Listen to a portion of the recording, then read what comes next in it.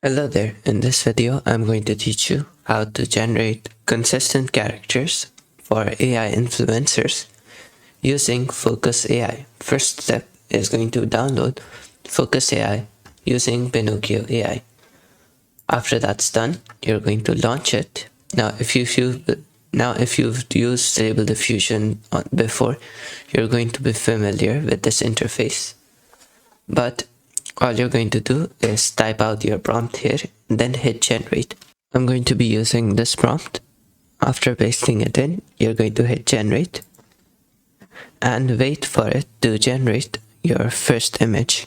After you have your base images and you want to make more images like this one, you're going to go over to the input image and drag and drop the image into your image prompt area. You can drag up to 4 images here, and in the advanced tab you can add more stuff into it, and in the advanced tab you can change how much this image will affect your prompt.